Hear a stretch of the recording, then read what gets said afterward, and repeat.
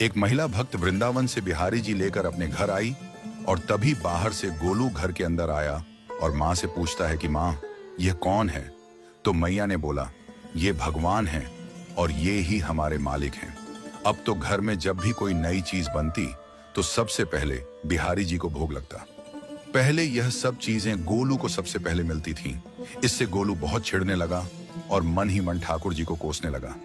एक दिन गोलू की माँ काम पर जाते समय बोली, गोलू, यमुना जी से मटके में जल भर कर लाना। जब गोलू पानी भरने के लिए जाने लगा तो जाते जाते बिहारी जी को कहने लगा, खाने के लिए तो सबसे पहले तैयार रहते हो, लेकिन काम तो मुझे ही करना पड़ता है। अगर यहाँ रहना है तो काम करो। कहकर गोलू यमुना जी से जल भरने के लिए चल पड़ा।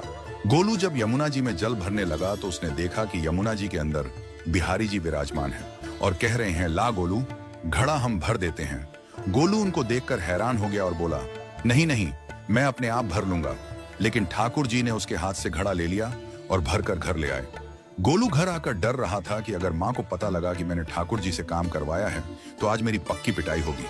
माँ ने घर आकर बिहारी जी को गीले कपड़ों में देखा तो एकदम से हैरान हो गई और कहने लगी कि गोलू, ये जरूर तेरी शरारत है, जरूर तूने ही इन पर जल डाला है। गोलू ने अपनी माँ को समझाने का बहुत प्रयास किया, लेकिन माँ ने उसको डांट कर चुप करा दिया और ठाकुर जी के भीगे हुए वस्त्रों को बदलने लगी। अगले दिन जब माँ ने गोलू को अनाज पिसवाने का काम दिया तो बिहारी जी फिर अनाज का कनस्तर ले आए और माँ को ठाकुर जी के वस्त्रों के ऊपर सूखा आटा पड़ा मिला। तो माँ ने फिर गोलू को डांटा कि तुझे पता नहीं कि ये हमारे भगवान हैं और तू भगवान के साथ शरारत करता है। आज तूने फिर इनके ऊपर आटा फेंका है। तो गोलू शपथ लेकर कहने लगा, नहीं माँ, मैंने कोई शरारत नहीं करी है। ये तो मेरे हाथ से गेहूं का कनस्तर लेकर खुद पिसवा कर आए हैं। गोलू की माँ आज बहुत गुस्सा हुई। अगले दिन फिर माँ बोली, बेटा गोलू, आज तुम्हारे बाबा बाहर गांव से वापस लौट आएंगे। बस आज का ही काम है, तुम जंगल से थोड़ी लकड़ियां ले आना। गोलू फिर डर गया, कहीं ठाकुर जी फिर मेरे पीछे ना आ जाएं। गोलू ने माँ को बोला कि मैं चला तो जाऊंगा, लेकिन बिहारी जी को समझा लो, वो मेरे पीछे ना आई। उसकी माँ हंसकर बोली, हाँ हाँ समझा दूंगी, तुम जाओ तो सही। गोलू जल्दी जल्दी लकड़ियां लेने जंगल में चला गया और माँ काम पर चली गई। लेकिन उस दिन माँ काम से जल्दी वापस आ गई और देखा बिहारी जी अपनी चौकी पर विराजमान नहीं है। वह तो एकदम से घबरा गई कि कहीं गोलू की शरारत तो नहीं। वह भागी भागी जंगल की तरफ गई। तभी उसने देखा कि गोलू के साथ एक इंसान लकड़ियों को लेकर घर आ रहा है। गोलू की माँ यह देखकर हैरान हो गई कि यह तो बिहारी जी हैं। ये क्या हमारे भगवान हमारा काम कर रहे हैं?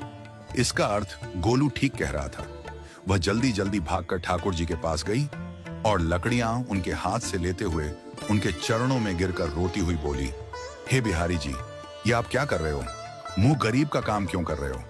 ठाकुर जी मुस्कुराते हुए बोले, हमें तो तेरे बेटे पर बहुत प्यार आता है। सब लोग हमें भगवान समझते हैं, लेकिन एक तेरा बेटा ही था जो हमको अपना मानता था।